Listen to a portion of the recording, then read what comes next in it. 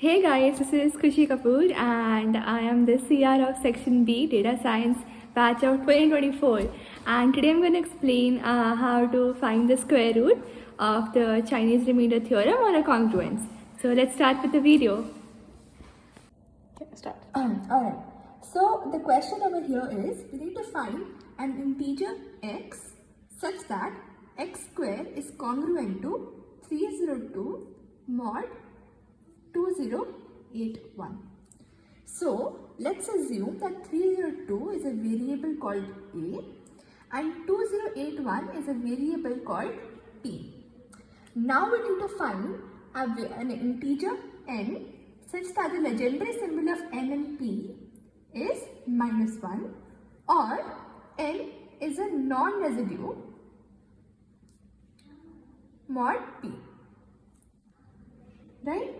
So we start with n is equal to 2. This is a general convention. This is like nothing that you have to understand. This is general convention. So we find 2 and 2081 ka legendary symbol. However, this comes out to be 1, or 2 is a residue. So we do not select this or we discard this.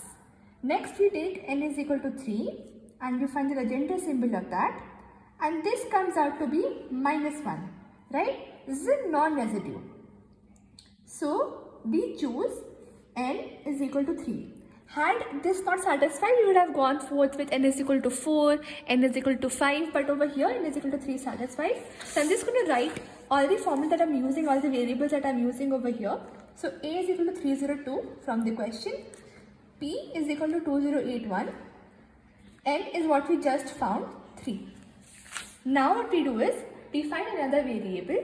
So first we find p minus 1. P is 2081 minus 1, which is 2080. Now 2080 can be represented in the form 2 to the power alpha into s, where s is odd. How do we do this? We continuously divide 2080 by 2 until we find an odd integer.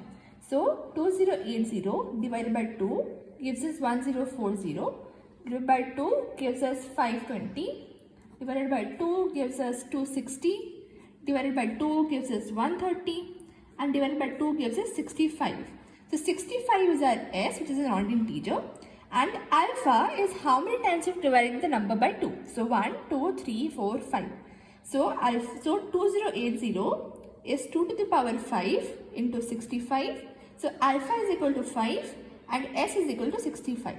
Let's just write it down in our reference sheet. Alpha is equal to 5 and s is equal to 65. Understood till here? Now what we're going to do is we're going to find another variable, that's b. b is equal to n to the power s mod p. N is over here, as you can see, it's 3. So 3 to the power s is what? 65 to the power 65 mod p, which is equal to 2081. Now, how do we find 3 to the power 65? It's a very large number, right? So we do this using repeated squaring. So we know that 65 is equal to 64 plus 1, or it is equal to 32 plus 32 plus 1, or we can write it as 16 plus 16 plus 16 plus 16 plus 1. So what do we do is, we find, or 65 can be written as 8 into plus 8 plus 8 plus 8 plus 8 plus 8 plus 8 plus 8 plus 1. So what we do is we find 3 to the power 8 mod 2081. Let's say this comes out to be an integer y. So we do y into y, how many ever times this is there, into y. So 1, 2, 3, 4, 5, 6, 7, 8 into y, into y, into y, into y, and 3 to the power 1 mod into 3 to the power 1 mod 2081. Right? So we just continue doing this, and whatever this comes out to be is our b. So in this case it comes out to be 888. So we write that down as well. b is equal to 888. Now we find r. r is equal to a to the power s plus 1 by 2 mod p. Our a was 302. So r is equal to 302 S was 65, so 65 plus 1 by 2, and P was 2081, so mod 2081. This is 3 to the 2 to the power 33 mod 2081. Again, 33 is equal to 32 plus 1, or it can be 16 plus 16 plus 1, or it can be 8 plus 8 plus 8 plus 8 plus 1. So we find 302 to the power 8 mod 2081. Let's say this comes out to be y. So y into how many times 8 is there? Y into y into y into 302 to the power 1, because 1 is over here, mod 2081, and the entire mod 2081. This is repeated squaring technique. Now over here r comes out to be, just give me a second, I need to refer to my notes. I have already calculated that and kept. It comes out to be 203. Let's just write it down. So r is 203. Now we find another variable or another computation, so to say. So we find A inverse mod P. A was 302, so 302 inverse mod 2081. We apply the Euclid's algorithm, so I'll just show you the first step of it. 2081 is equal to 302 into something plus something. We just repeatedly do this to find A inverse, which comes out to be 820. Alright, now we find, so A inverse is 820. This is mod 2081. Next we find A inverse into R. So A inverse was what? 820. R was what? R was equal to 203, and B modulo 2081, which is P, which is basically our P. So this computation, again we know you just have to multiply this and we have to modulo 2081. So this comes out to be 102. So I'll just note it down over here. A inverse R, sorry, we find A inverse R square. Sorry, that's the formula mistake. A inverse R square, this is 203 square. So this comes out to be 102. Right, so I'll just explain how I did that again.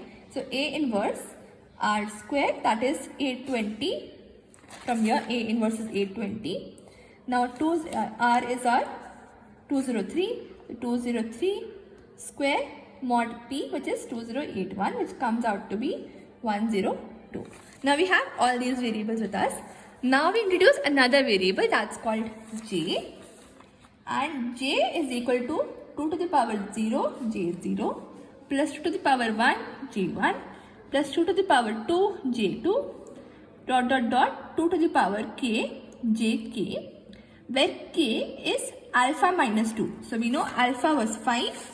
So 5 minus 2, which is 3. So in this case, we have J is equal to J0 plus 2J1 plus 4J2 plus 8J3. From this, K is 3. This is our J. Let's just write it down in the formula sheet so that it's easier for us to refer in the coming cases. Now we need to find J0. Right? Now I'll just write another formula. Ji is equal to 1, 0 if the value comes out to be plus 1, and 1 if the value comes out to be minus 1. Now I'll explain how to find that value. Now for J0 over here, I is equal to 0. It's the same as this. Right? So what we do over here is we find A inverse R square to the power 2 to the power alpha minus 2 minus I. So we know what is this. We have calculated and kept over here. So 102 to the power 2 to the power alpha is 5. So 5 minus 2 minus 0. So 102 to the power 8. Right? And we find the legendary of this with P. 2081. Now we know that even powers are cancelled. So this becomes 1 automatically. This comes out to be plus 1. Now Ji is 0 if the value is plus 1. So J0 is equal to 0 because this value is plus 1. Now what we do is we find J1 because we need to find all values till J3. So J1 So over here I is equal to 1 because this is j1. Now what we do is, we refer to this particular formula. We multiply b to the power j until we encounter whatever we are calculating. So we are calculating j1. So whatever is behind us is j naught. So b to the power j naught into a inverse r square as before, whole to the power 2 to the power alpha minus 2 minus I. Okay, so this is b to the power j naught, but j naught is 0, right? So this is basically 888 because b is 888. So 888 to the power j naught. J naught came out to be 0. This becomes 1, right? So we ignore it. A inverse r square is what? It's 102 to the power 2 to the power 5 minus 2 minus 1. So it's 102 to the power 4, right?